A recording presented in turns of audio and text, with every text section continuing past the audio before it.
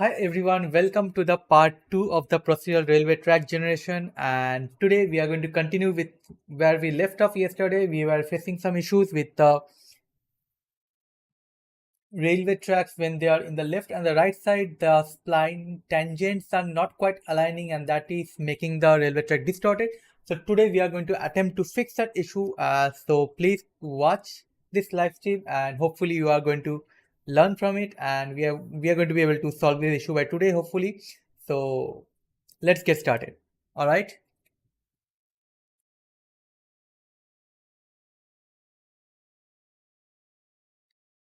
So I am just testing out with a single rail for now, and I am not using the rail offset because with the rail offset I am actually generating the rail in both sides. So I'm currently not using that. I am only using generating the rails along the spline. So let's see if I find any issues over here, and then we are going to slowly move on to the left and the right rails where we can fix them. All right. So the issue is mostly related to the tangent calculation because when I'm shifting it to the left, so the tangent calculation also might get modified. So we are going to look into that now. So let's see, this it looks mostly fine except that when you are turning too sharp, it is getting distorted over here.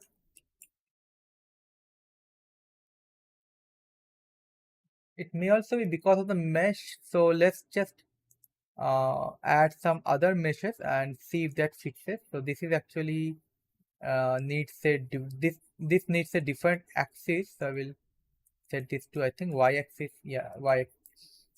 Okay, so that was actually a mesh issue. So with this mesh, it is getting much better result. So I will use this for now, and maybe if time permits, we can generate our own mesh from Houdini.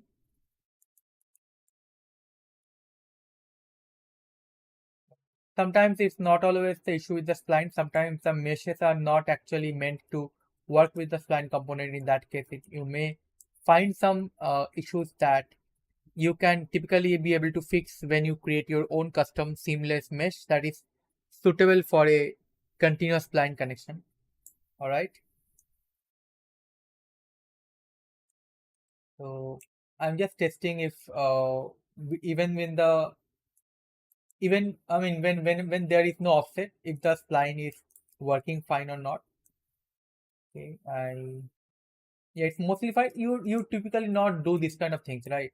So you will typically not do this kind of sharp turn because that does not make any sense at all. So now I will move on. Otherwise this is working quite fine, right? This looks quite natural. So now I will move on to adding the offset again and see if the issues are occurring for the offset. So this one is going to be uh, minus, and this is going to be plus.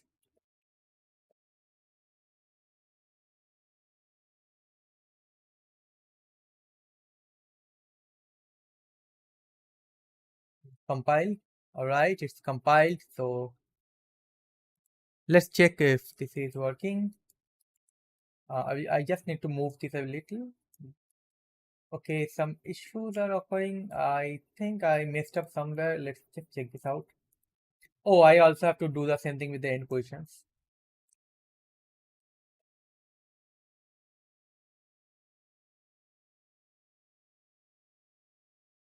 Not here. All right. So now it's going to work.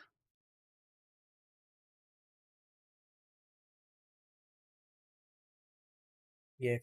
Okay, so this issue is still there where the meshes are actually discontinuing from the original spline.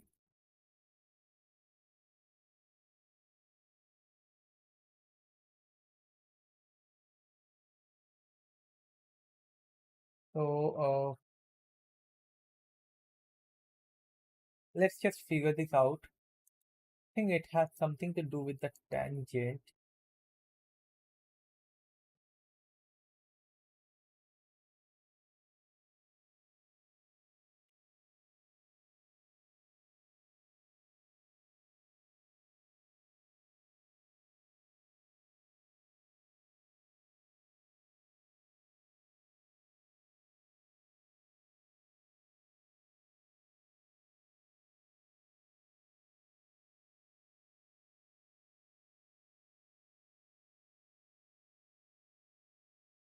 So we can create our own tangents that can actually align with more with our offsets. So since we are using offset, the tangent calculation is not quite right. We need to create our own tangent to modify the function and calculate the custom tangents, custom start and end tangent.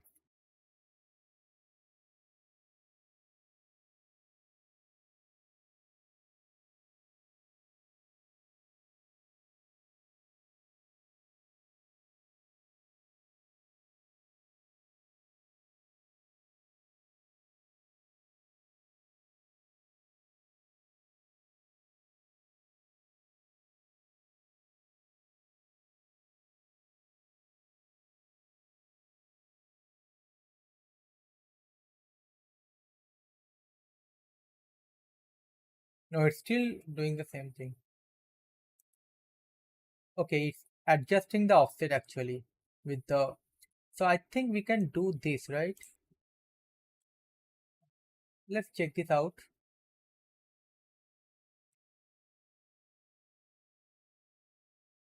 Adjust a start tangent is start tangent plus a.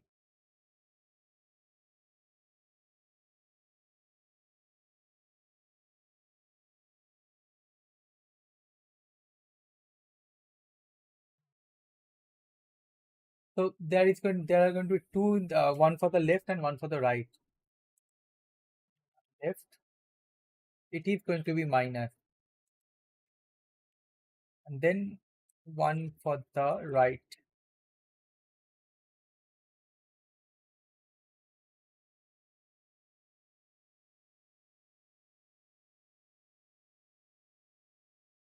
Will be plus.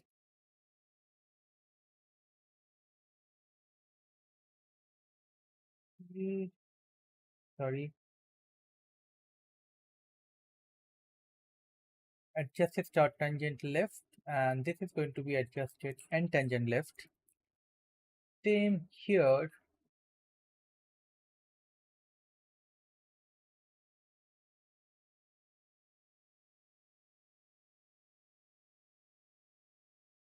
So now,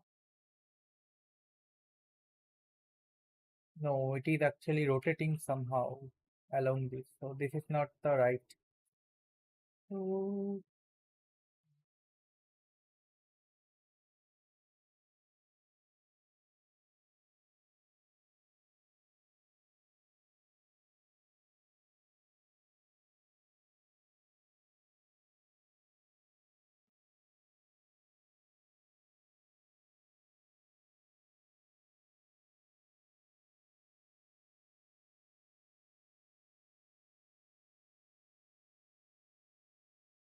you may also give attachment to the GPT in order for it to understand what's actually going issue.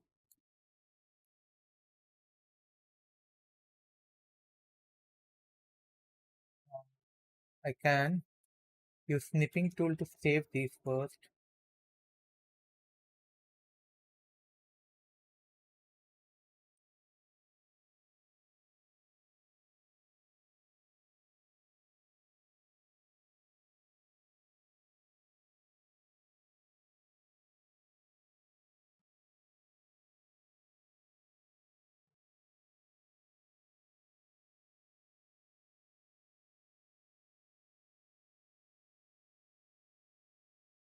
It will actually.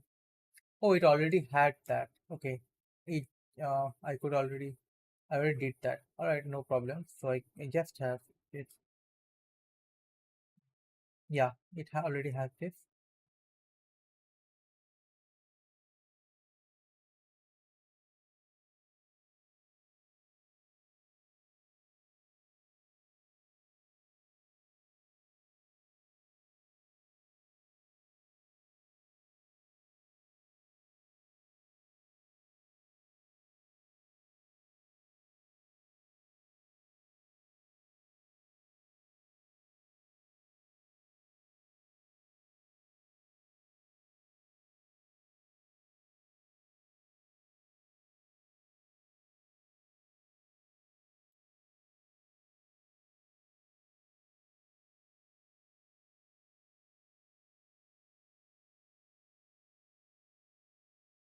Yeah, so I think this is going to be right.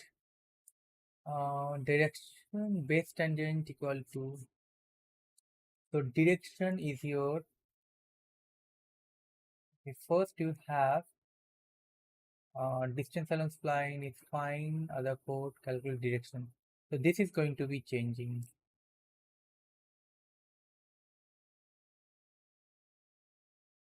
Base tangent is direction to final segment length. Okay. Offsetting in the direction, get right vector. It's getting the right vector now.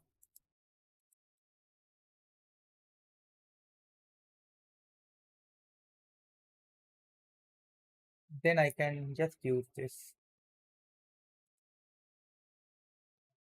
Rail offset equal to offset direction into this. Now adjust the start and tangent minus. Okay, let's check this out.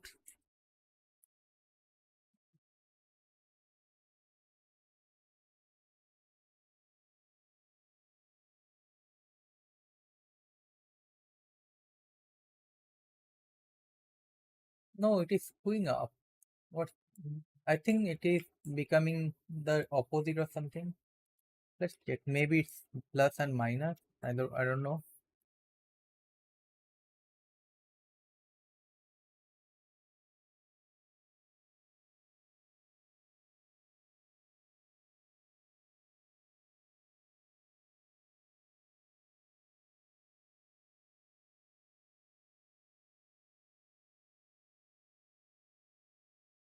No, this is not correct.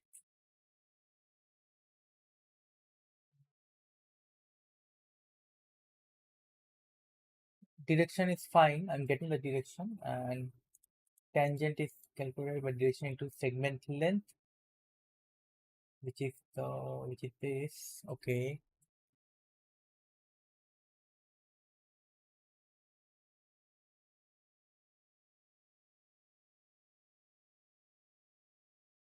This is on the right.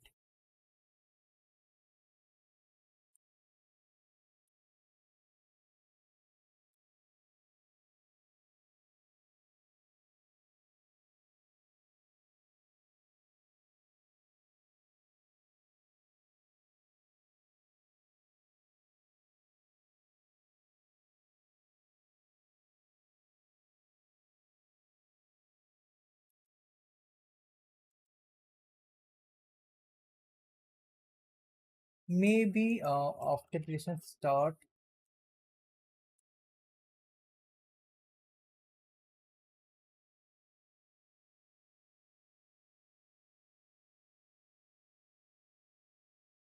and then we have offset direction in, which is going to be this plus vertical segment length.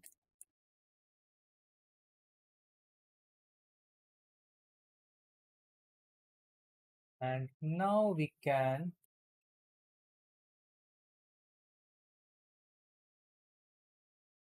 use the same thing over here, minus, and then with the offset direction. And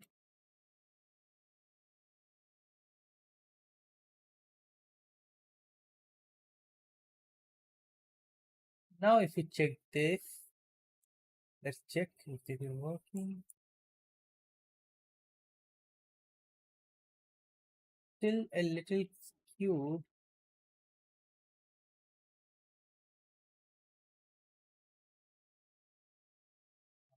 Okay.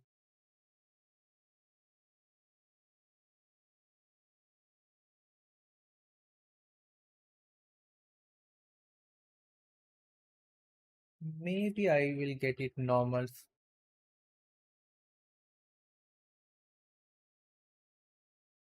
Oh, I actually, no, this is fine. Yeah, let's just get the normal translate. Let's save normal. This is going to normalize the tangent between 0 and 1.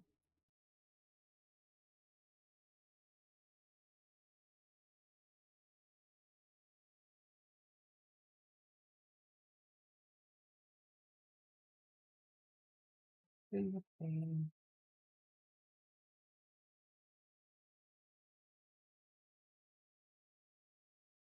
Let's just calculate this over here.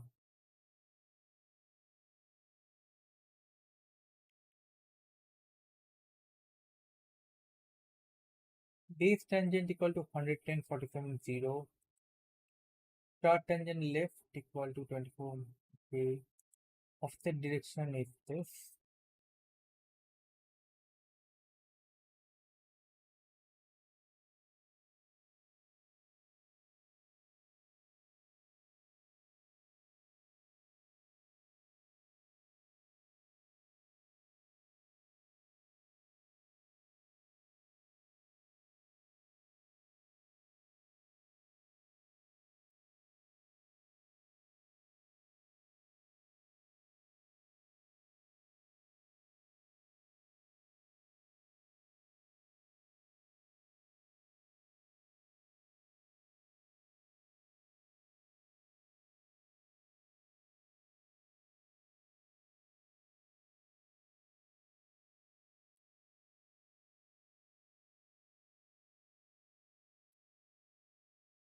Let's get back to the tangent of what we had before, start and end tangent. And so get tangent at get tangent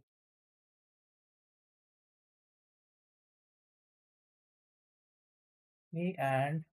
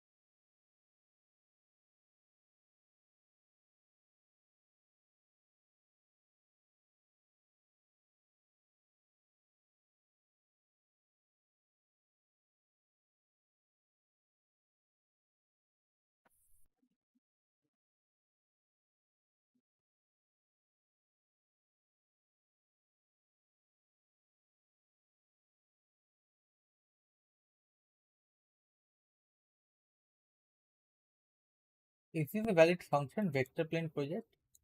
Only find the one way to find out. Oh, yeah, it's a valid function.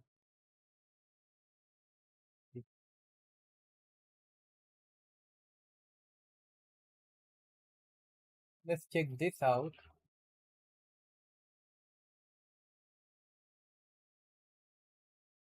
We will see if it works for the both tangent, but if it works for at least the one of the rails, then I will just recreate it with minus and plus for the other rail and then we'll fix it. This way I can at least have a confirmation that it's working for at least one of the rails.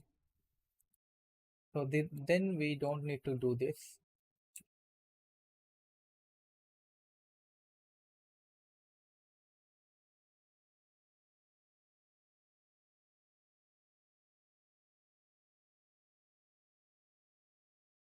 Alright.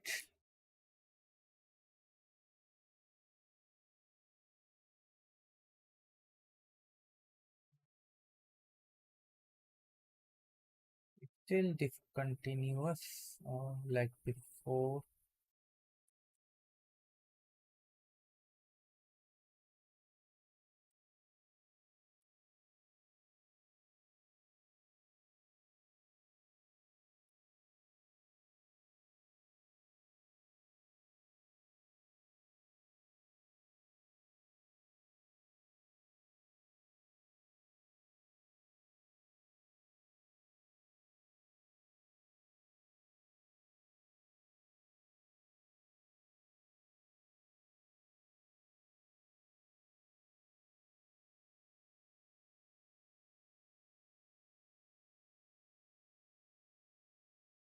I think maybe this there is going to be a start of it and a end of it. I don't know.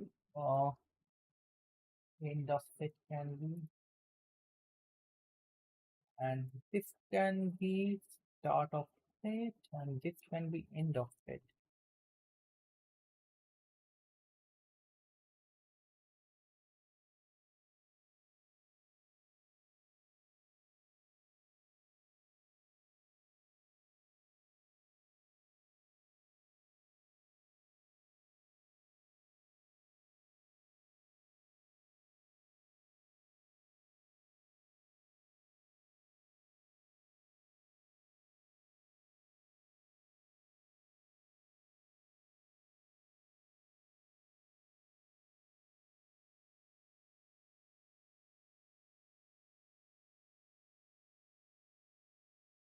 Yeah, that was the okay. It worked perfectly now. So I was actually the logic was fine all the way along, but the only issue was that I was not considering the end offset for calculating the tangent, right? So now, yes, so no, the tangent is probably still fine, but the position, yes, positioning was wrong actually because offset was for both the start and the end, and I was only calculating the offset for the start. So let's just uh, get this tangent back and see if it is fine with this tangent. If this is fine, then we don't need these additional parameters. Start tangent, and this is also going to be start. No, this is going to be end tangent, and this is also going to be start tangent. So I will remove this.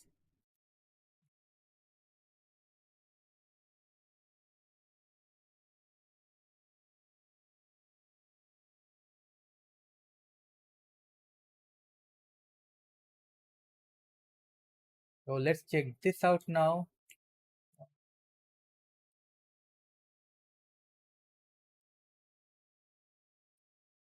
So the points are now too close to each other. So yeah, that is fine. So yeah, I didn't need that additional parameters, so it is perfectly fine. So the issue was not with the tangent, but actually with the position. So this got fixed. So now we are going to work with the materials, and we'll see. We will assign some materials through C++, and we will see if the materials are also working fine. So let's just remove this a bit.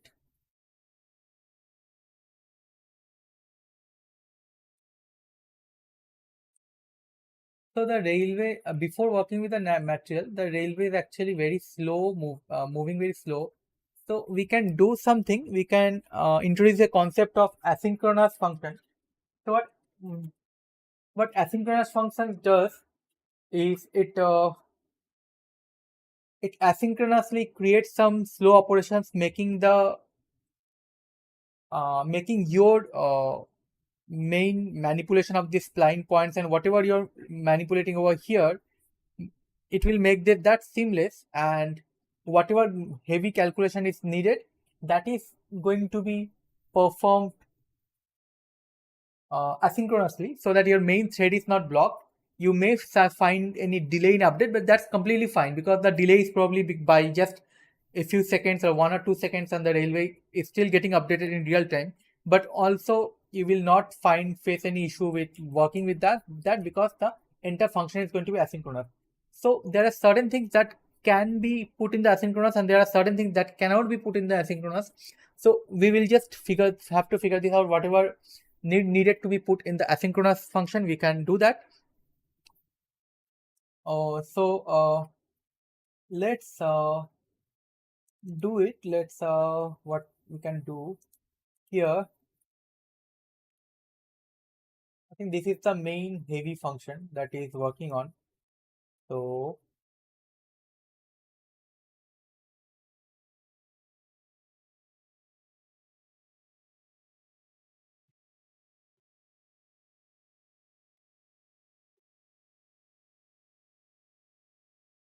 let's ask GPT to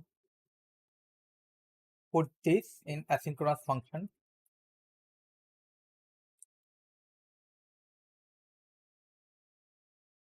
Okay, let's give enter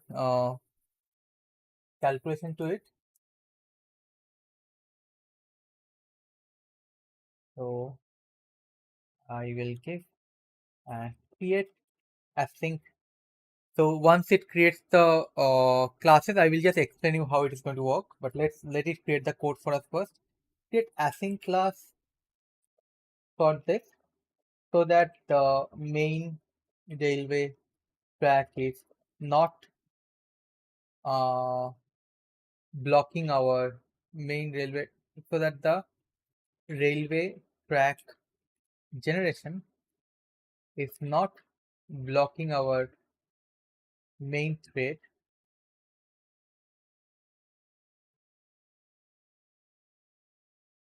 All right.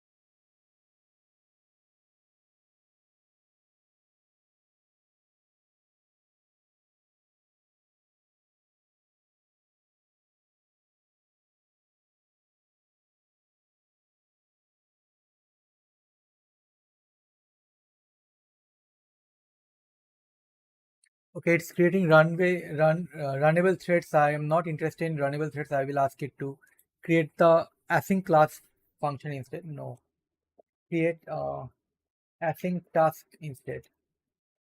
Like uh, not runnable threads, runnable task.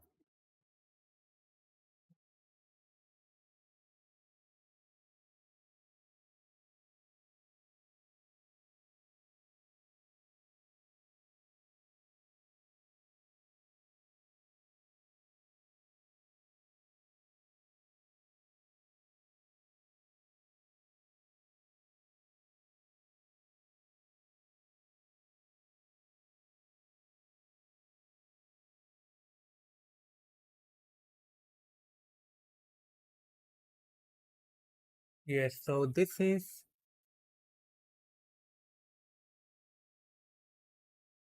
generate track async is the function it's creating, and it's creating this.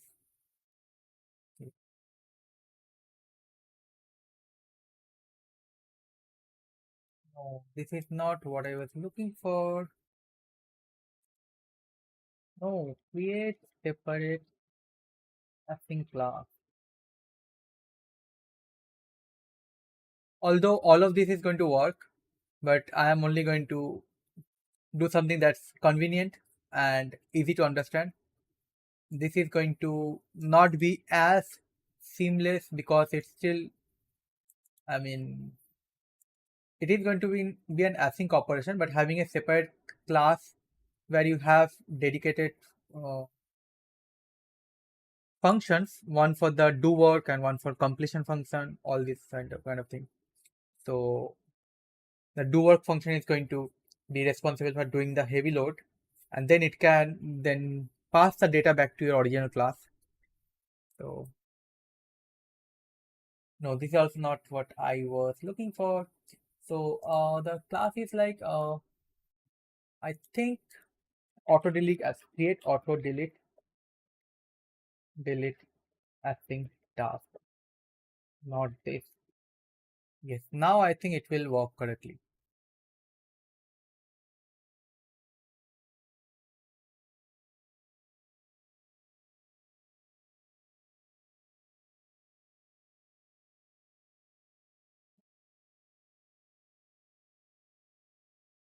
It's again doing the same thing.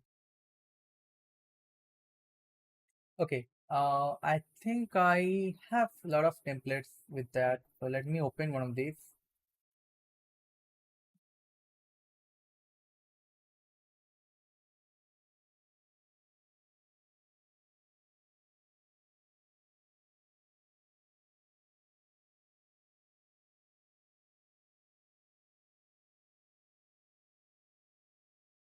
Yes, so this is how you create your async task. So I will just copy from here.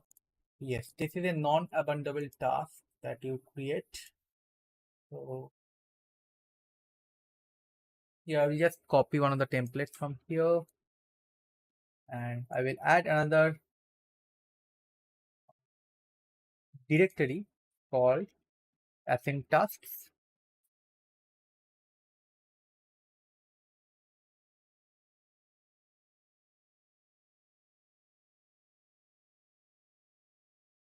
Inside here, I'm going to create an Unreal class.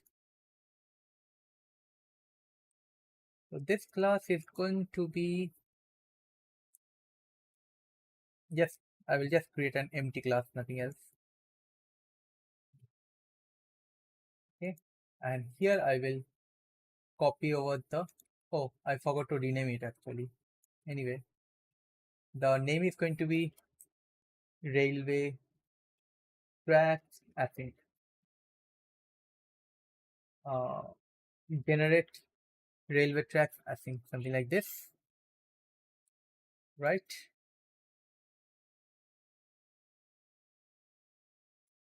Also for this, rename generate railway tracks, I think.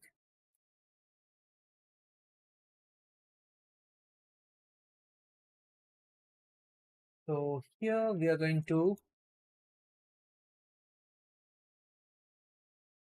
uh, put our this logic class if generate railway track, I think. Okay,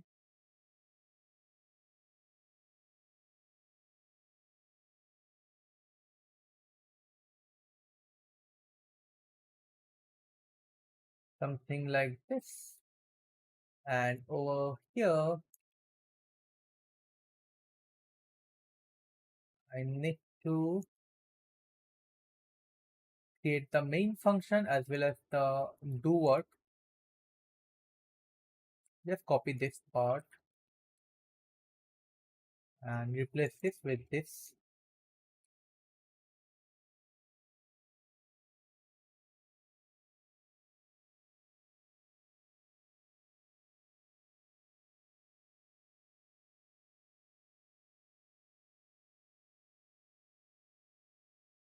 All right, so here I'm going to do the main operation and here I'm going to do the initializations.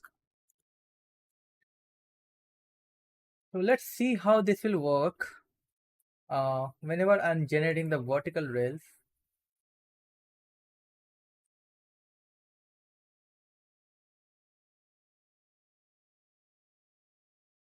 first I'm cleaning up this.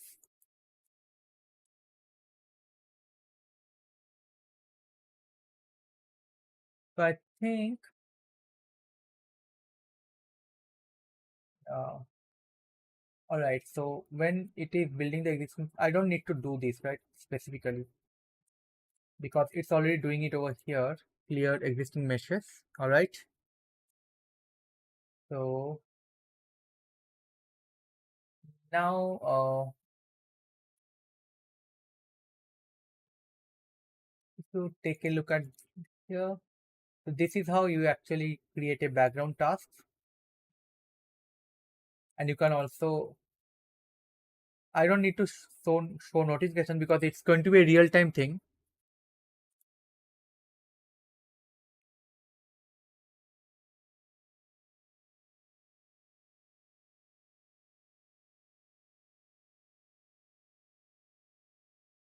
All right, something like this.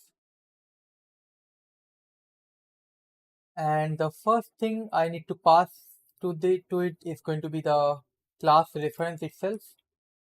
So over here, I will add the class reference.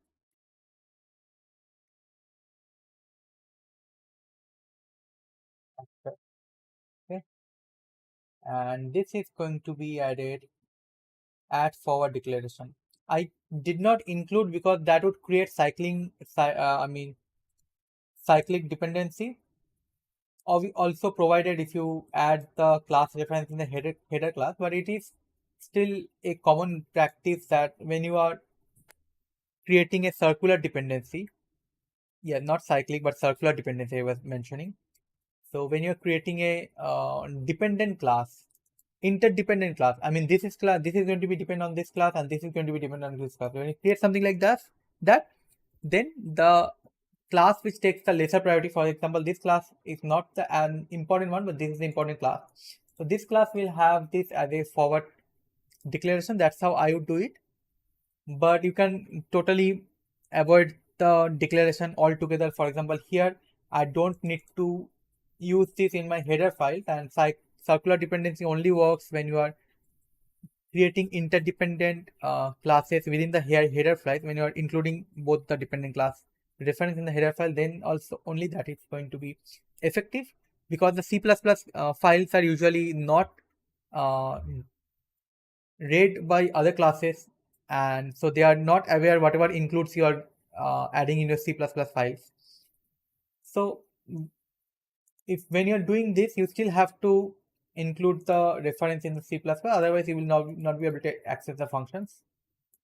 So you still need to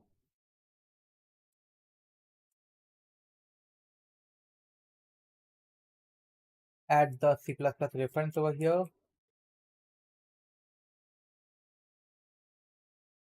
That's procedural railway tracks.h.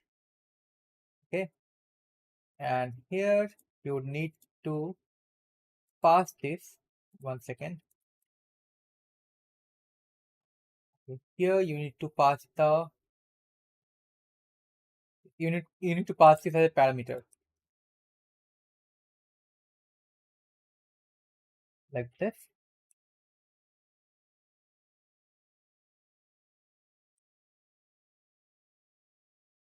and you need to assign the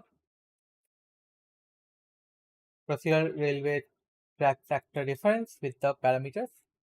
So now you can do something like, if this is valid, then generate vertical rail. All right. Currently, we are not bothering with the horizontal rail generation as thing, but we can also add it over here. That's because vertical rails is what consuming the most of the times.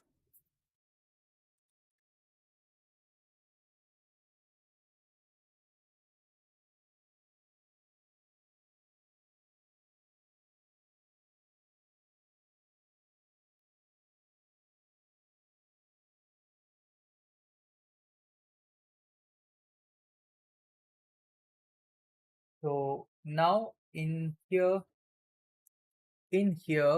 I need to pass the current actor as a parameter, and it is done, I guess. Now it is going to take this and it is going to call this as an async function.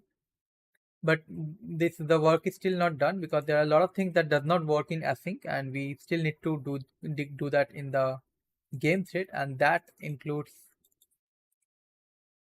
first that is going to include this cleanup, and second thing is going to be here creating new object, this part.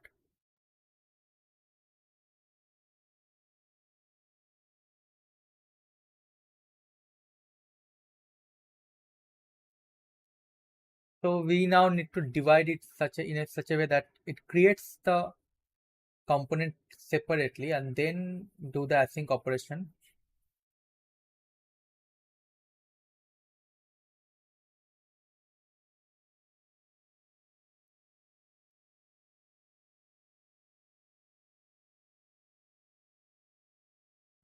So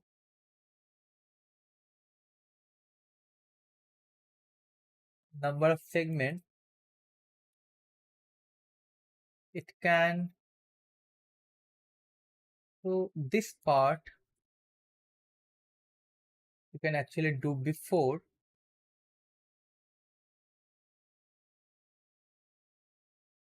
and this after you get the number of segment, you can create the segment separately. Just figuring out how to do that. And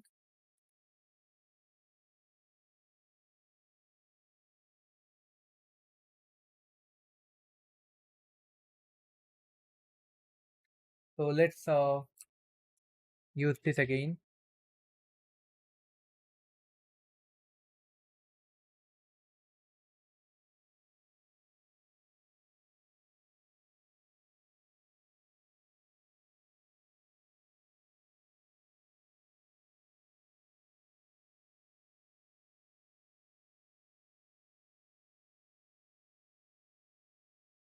Let's just comment this out, and I need to check several of the things. For example, do I actually need to set the world location? I need to check that once.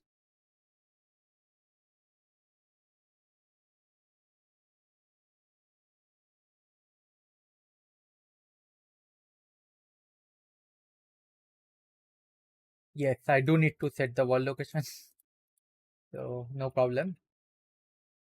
But I can do that later also over here.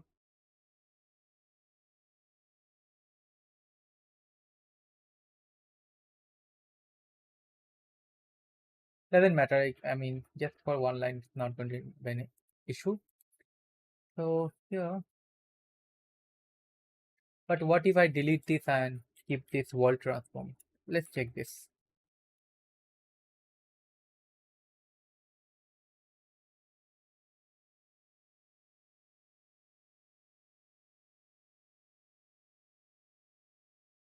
No, I still need to do that. Never mind. What I can do is,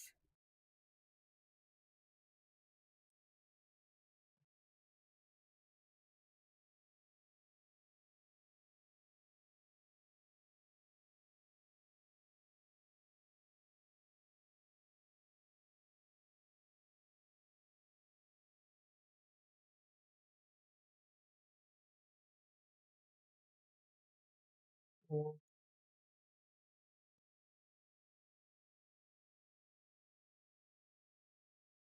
I can do something like this. I will separate out as a separate functions.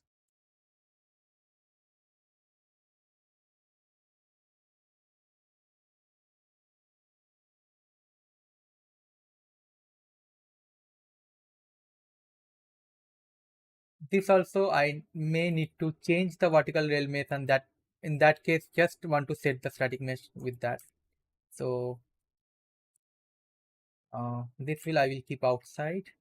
So this part can be a separate function altogether. So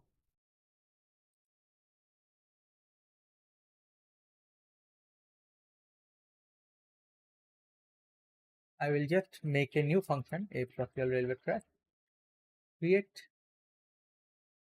spline mesh components. Here I need to add number of segments. I think this is going to be fine. So this will, if oh,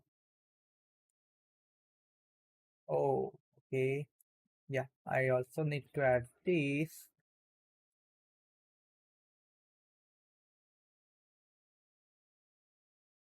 I will need to run a for loop for index with the number of segments. If rail array is valid index, I index, and if this is not valid, or so one second, if this is a valid index,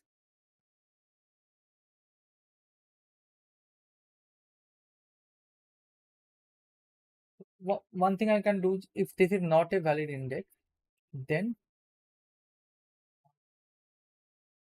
railway track array dot add at uninitialized, okay,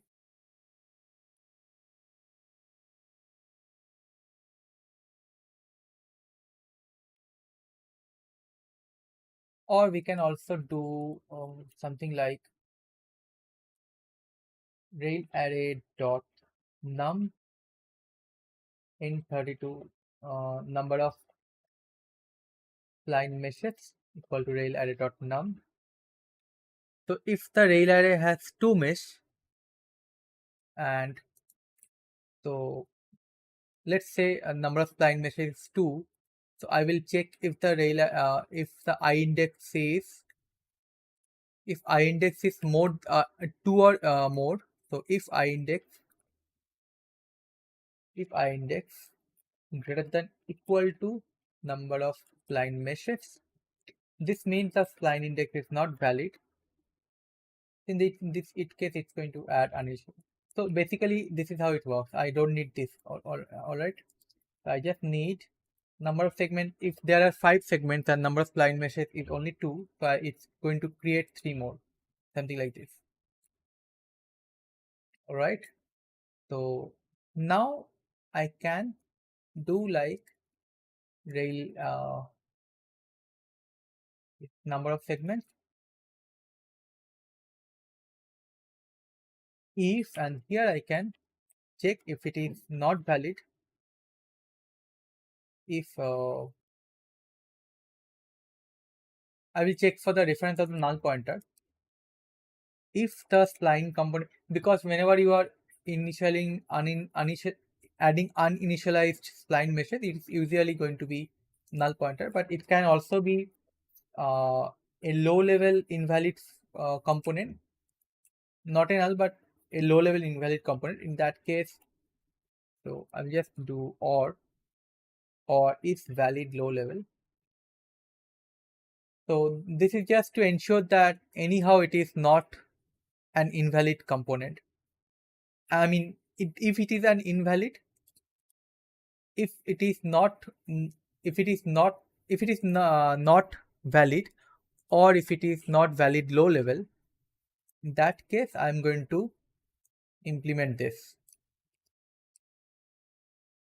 component name equal to. So what is the track name? Okay, so here I have to add the track name string. Either it can be either left or right.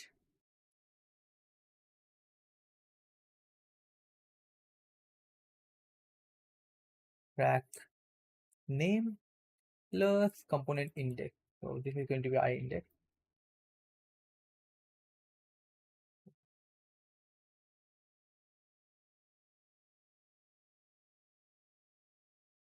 I'll just add this.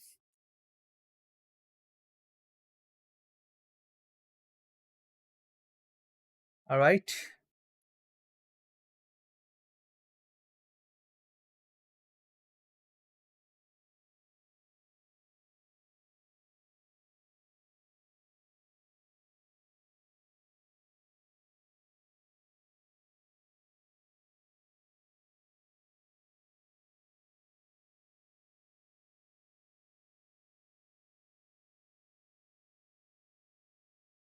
Okay, so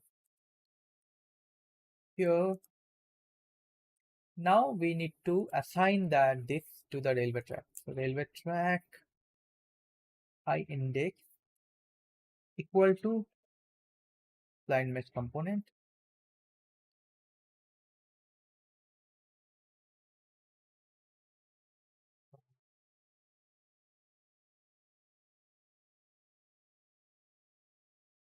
So here I can call this function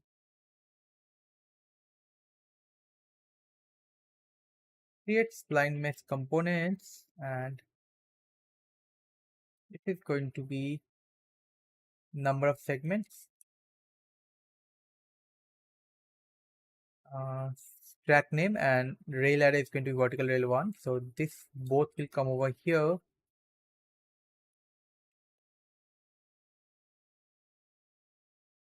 And same with the other one, right rail and vertical rails 2.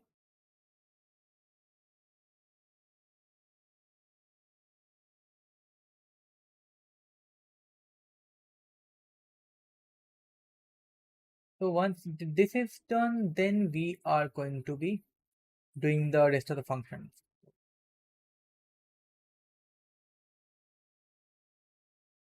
And then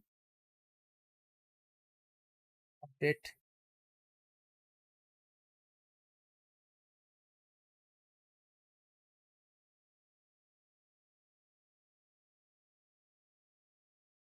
update for the each segment.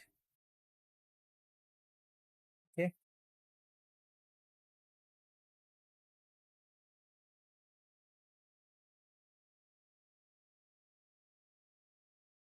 So I can simply do it over here, update spline mesh component.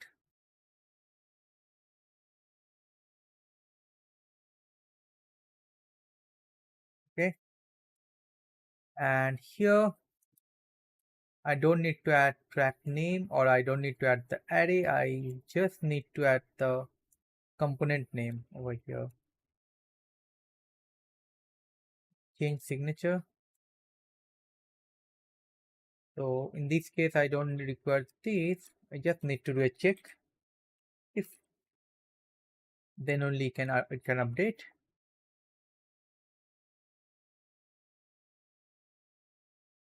This is also not required. Component index.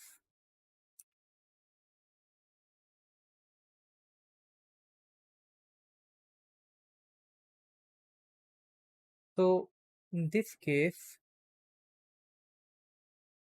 it is going to be updating the spline mesh for the vertical rails 1. Sorry, I, and then vertical rails 2 I. Okay.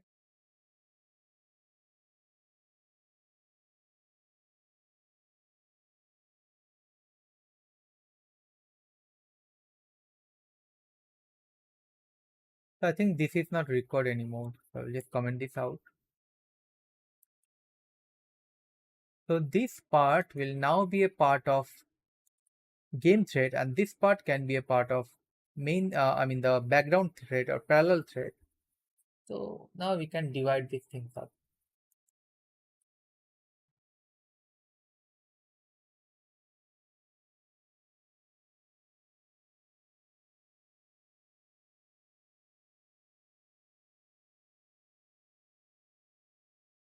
So here I can pass this.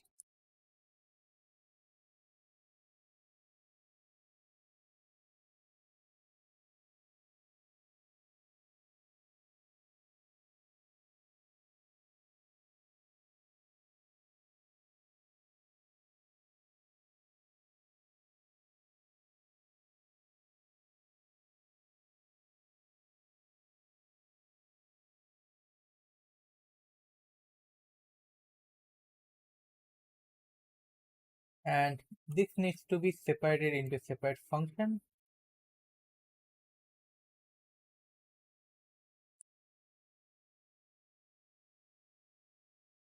Void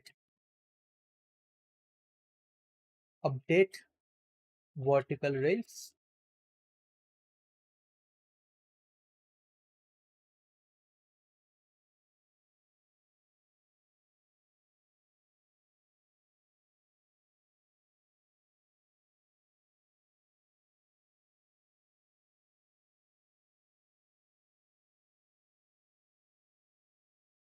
So let's make this a field so that it's easier for us to access. Over here,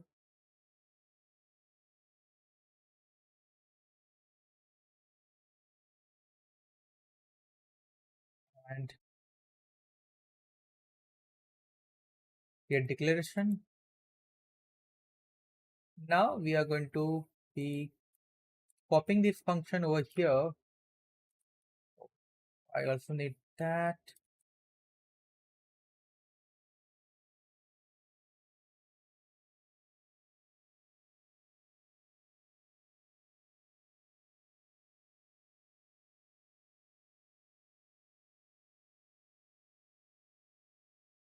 So basically, spline length by number of segments. Let's just do this. Segment. All right.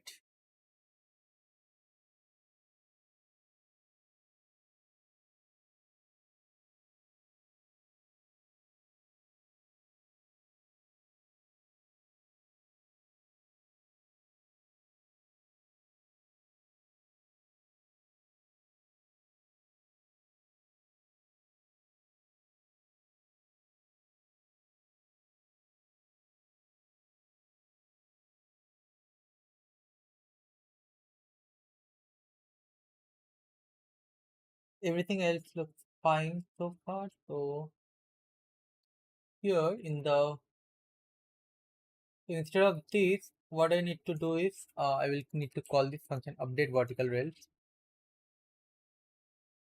So this is a private function, so I need to make this public so that it's accessible. Yes. Now let's check if everything is working. Then generate vertical rails, it's first going to create the rails and then it's going to do this. So this is going to be executed asynchronously. So now let's check if there is an issue. I will just close this function. Close this class entirely. Reopen it and see if this is working fine.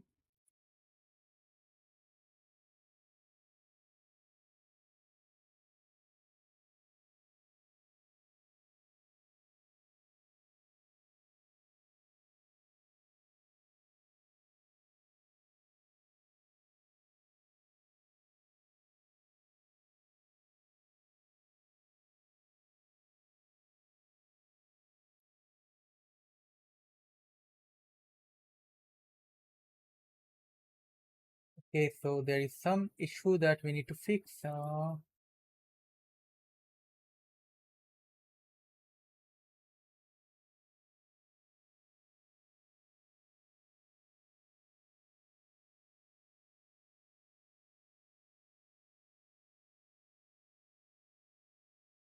These are private, and that's I think we need to make all of these public. So now let's check.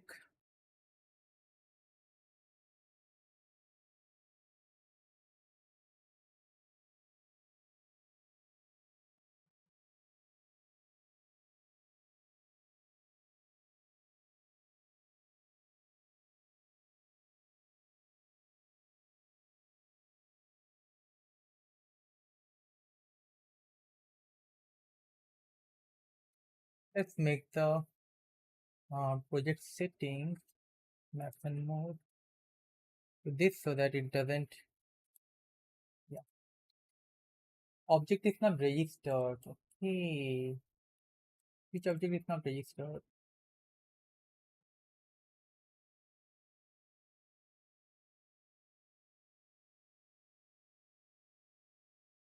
It's valid low level. Okay. This I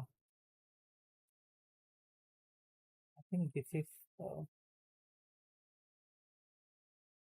let's just check.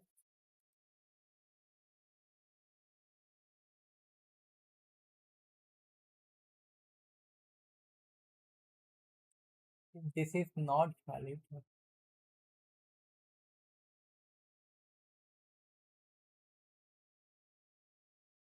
Okay, let's just delete this and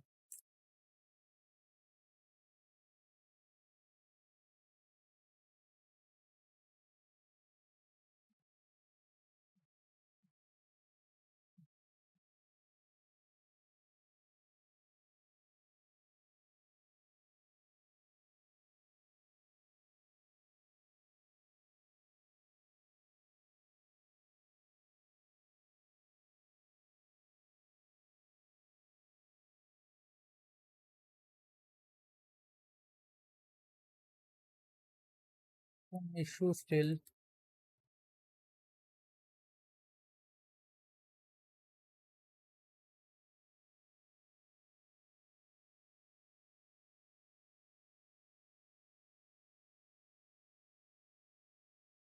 Let's do it over here. Line mesh component is valid low level.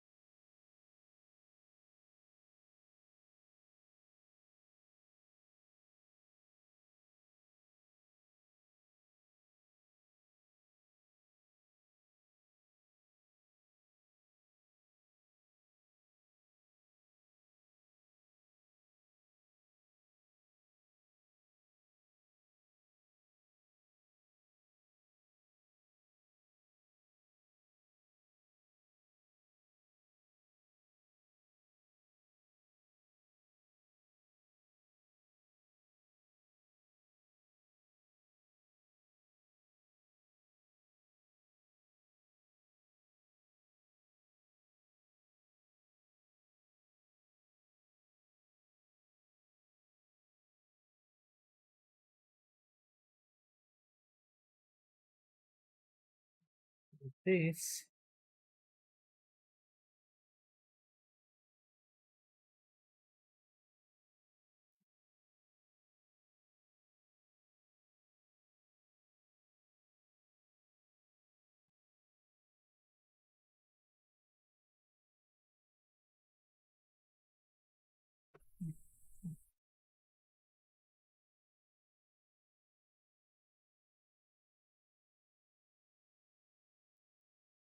no.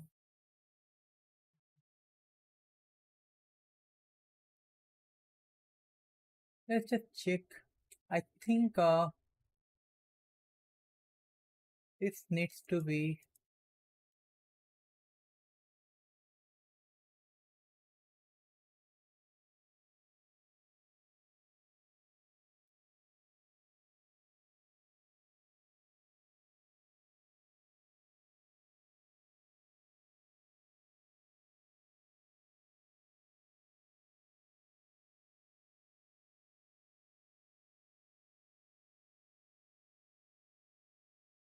I think we cannot do it like this, right?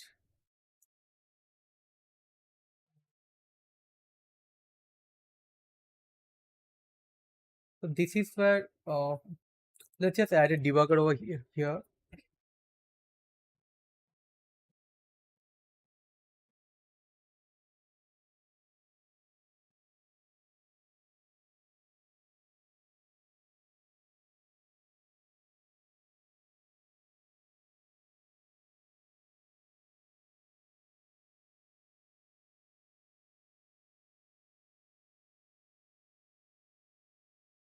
Number of spline meshes is going to be 0. Rail array is 0.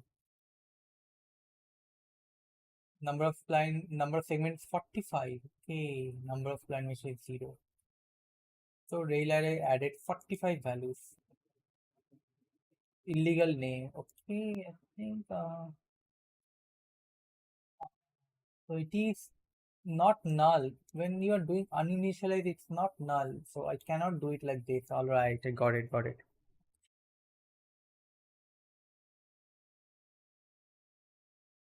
So we can do it like this. Maybe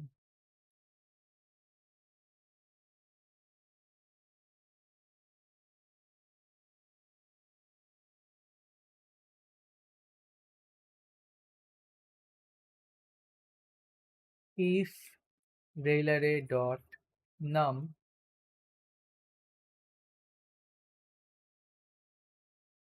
if I index greater than equal to rail array dot num, then this is going to happen. Add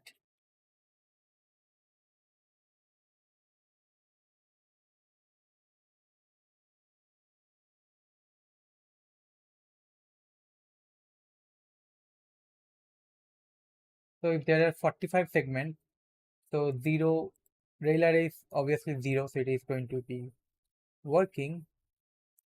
The interesting thing to see is over here, when the rail array already has some of them, what will happen to those, or whether they are getting nullified later. So I think this should work for now.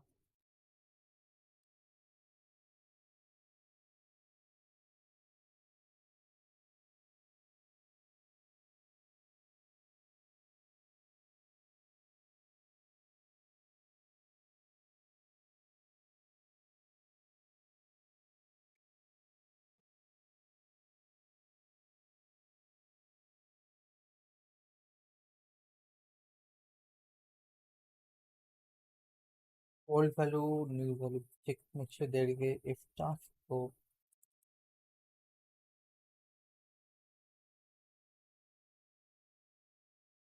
it's still getting issue over here.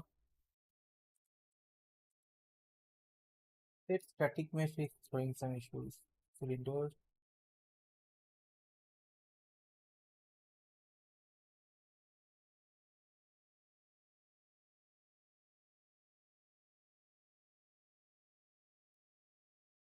Oh, it's happening in asynchronous, so you cannot probably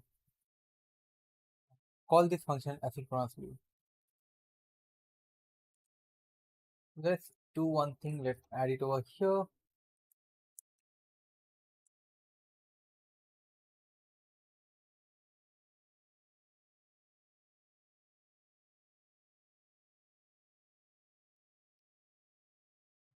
We will use this outside.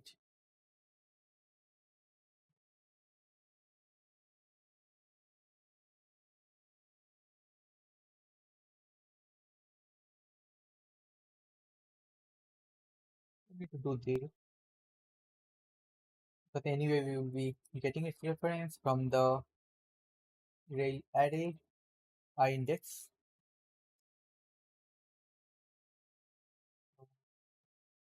If this is valid, then I will set the static mesh over here itself.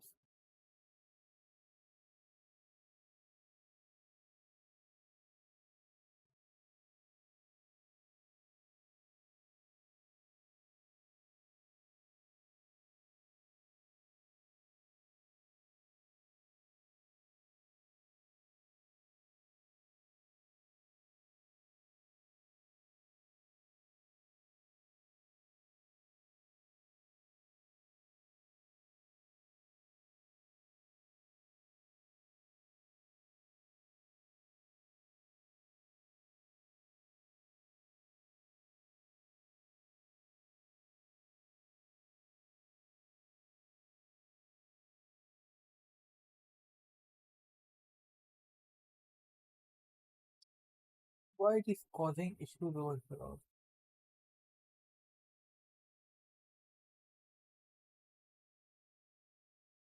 Hmm.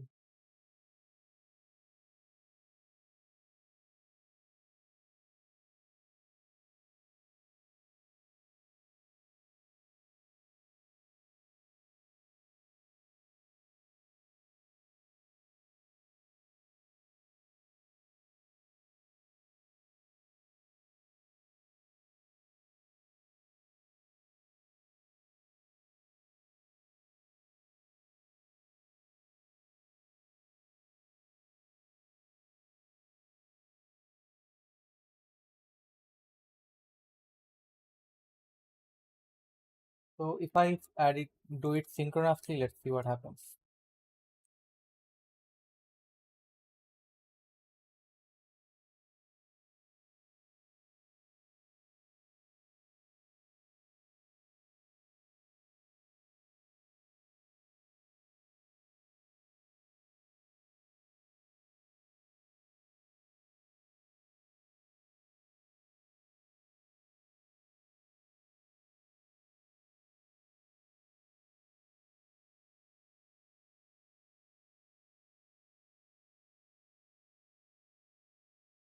Okay, I think asynchronous was having some sort of issues with updating this in real time.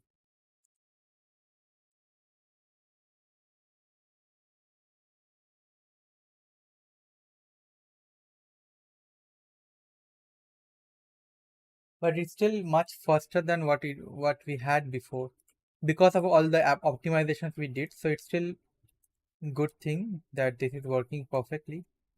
Yeah, it's much faster. It's almost real time.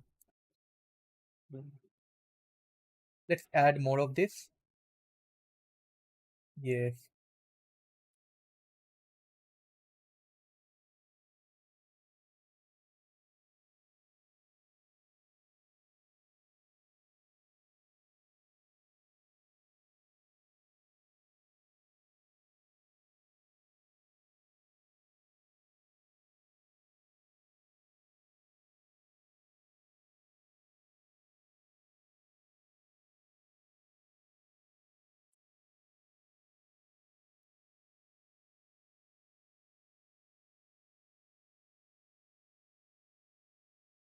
All right.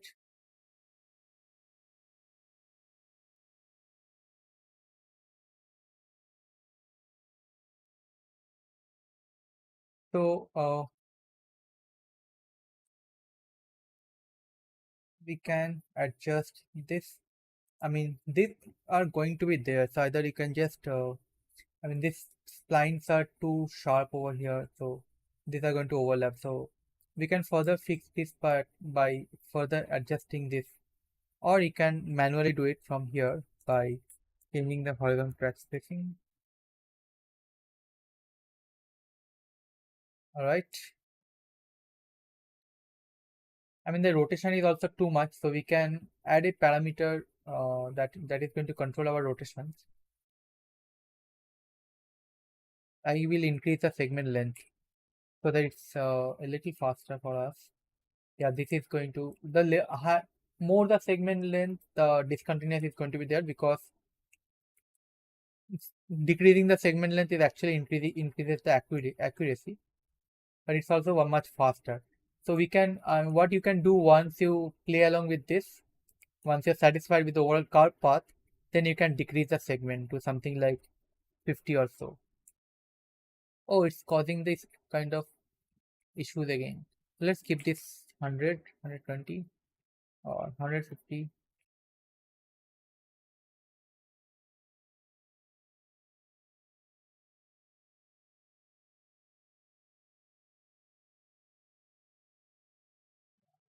There are little cracks over here I can see. What if I choose this cylinder instead and then set this forward axis to sorry, X. No, not X, but I think Z. This cylinder actually has certain issues because this is coming outside of this.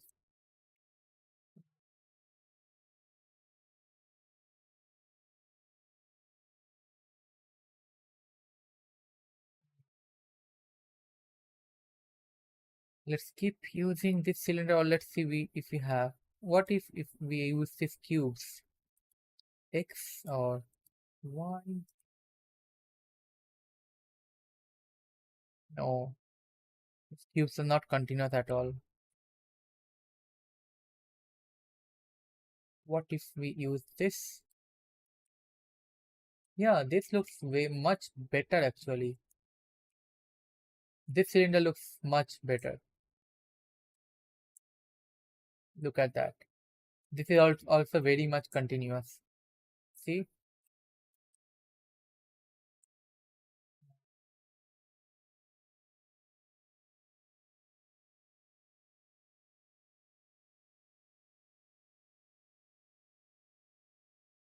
So let me increase the vertical segment length to large enough, and then we can move this.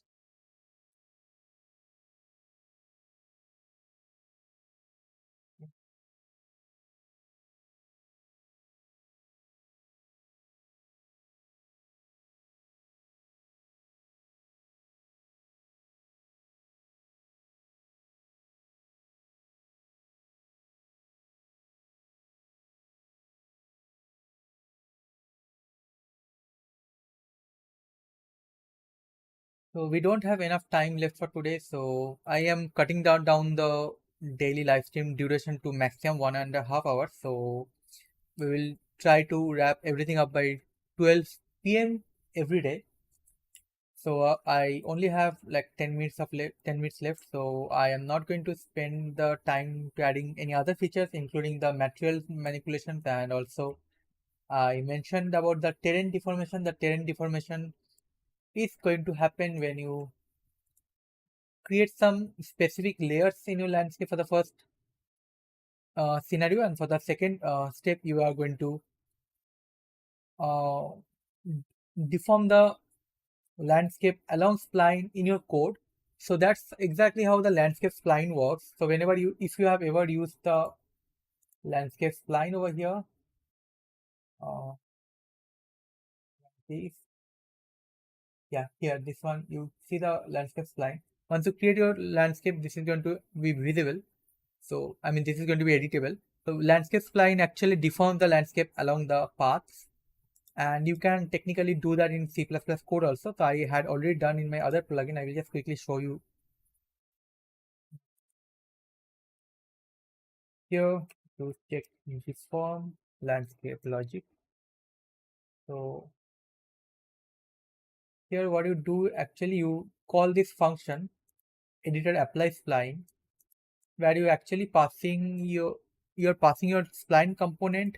You're setting a start and end width. For our case, this is going to be the vertical rail distance, and then it's going, you can set additional parameters, like you can set start and end fall off, you can set roll, you can divide, add some division. The higher the divisions, the more accurate the deformation is going to be. So all these things you are going to be, you can add in your functions in order to make your terrain deform perfectly. We'll do that maybe tomorrow or later. This is a very minor size feature, because all I need to do is just copy this over. In fact, I mean, I can try this out. I still have about 9 minutes of time left, so I can try this out today itself. So let's just do that. First thing I would need to do is landscape in landscape mode. So let's delete the floor for that. Landscape mode. I need to first create the landscape. Resolution, let's increase the resolution a bit. This much.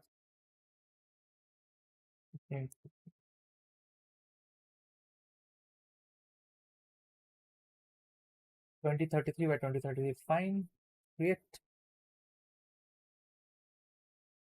So now our track is not visible because it's now have gone down. So we'll just bring this up.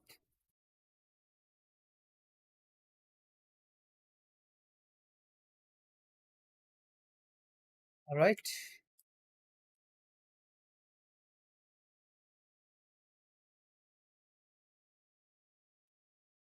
So, and now we can add a function over here, deform landscape. This is going to be a blueprint callable function.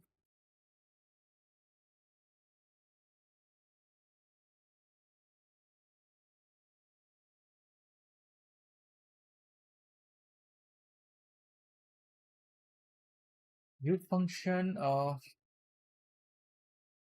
blueprint callable, sorry, blueprint callable, category equal to railway track.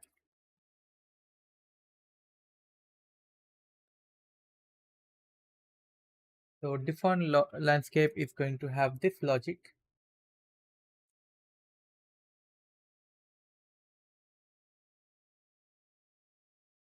First, I need to add a reference of the landscape.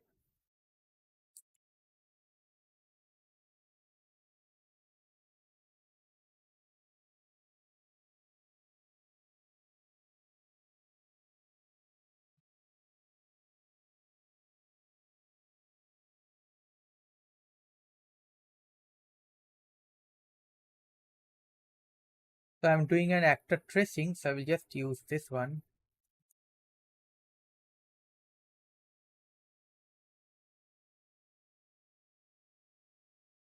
Update target landscape. I'll just add this function also.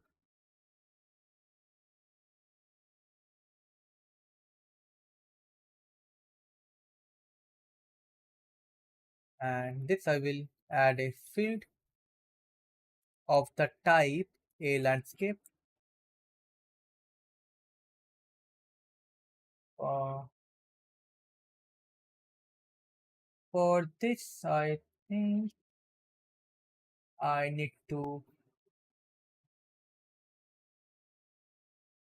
add the module over here of the type landscape.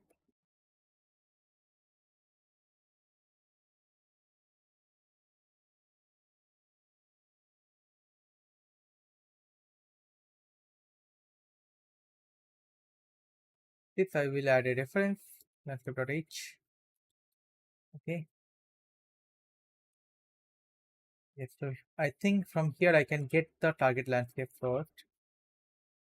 Then I will, if target landscape is valid, then I need to do this.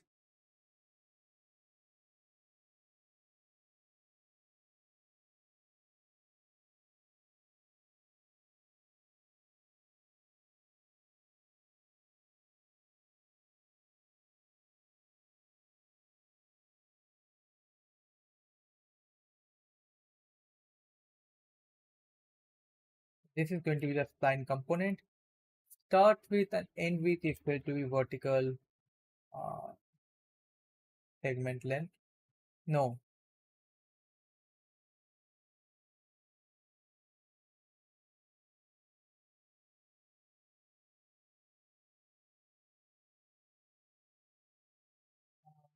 which is the parameter. Vertical track spacing, right? This is the one. No, not this one. No, sorry, vertical track spacing. Yes, 600. Yes, this one. Vertical track spacing. Oh, I made a spelling mistake over here. That's why it was coming that weird.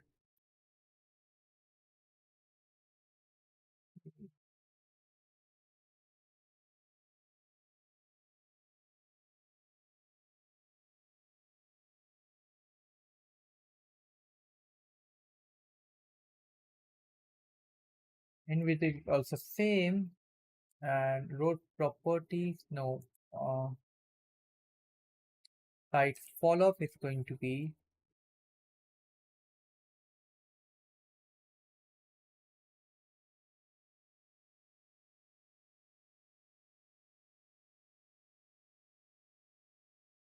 let's just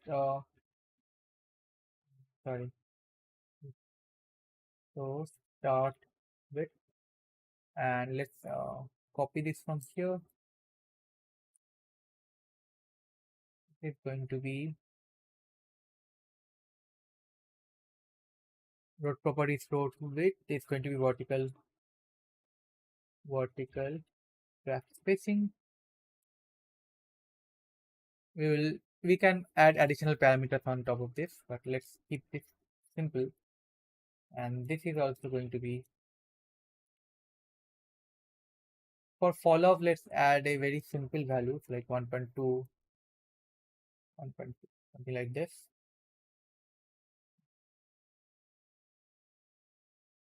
Role can be like 0.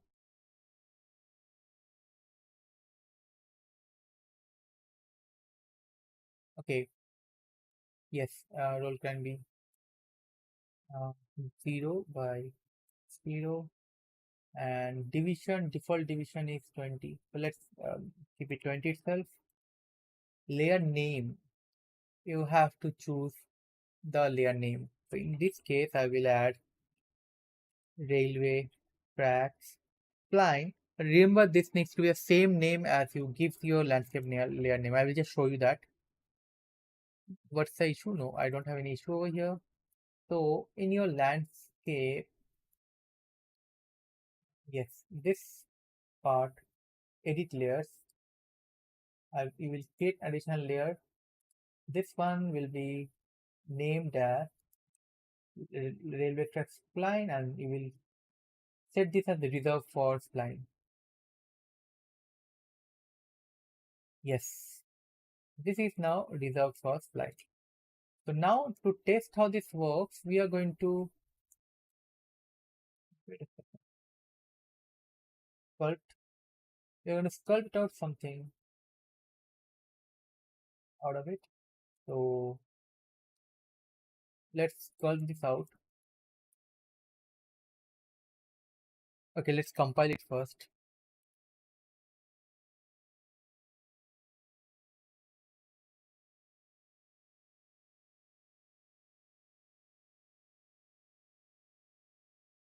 We are getting compile error. Let's check that. So it is related to 72. Okay. Alright, so I think I need to include this over here itself.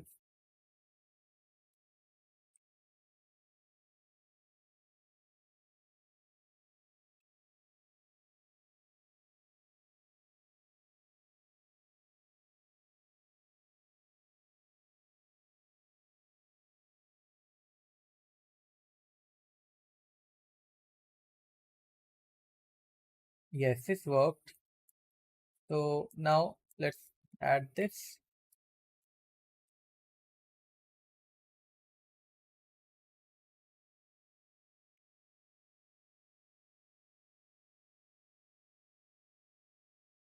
Okay. So now I will go to my blueprint, and in my event graph, I will add a custom event. I will name this deform landscape. I cannot use the same name, so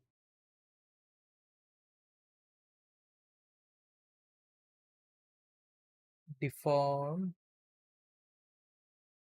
Let's name it like this. Calling editor. And now I will call the function deform landscape from the class. Okay, let's see if this works. So here now I will get a button. I should get the button somewhere. Yes, here you go. If I choose, yes, it worked. Although it's not accurate because we have to set a lot of parameters over here. But yeah, that is how it is going to be. I mean, this is crazy, right? So if you change your spline path, remember you now also need to clear the previous deformations. So yes, this is perfectly cleared. You can see, but this is not getting cleared. So because you have to clear the previous deformation also, which I am doing in my previous, in my this class, I've actually cleared the layer. So I will implement that as well. See, you can see it is getting deformed.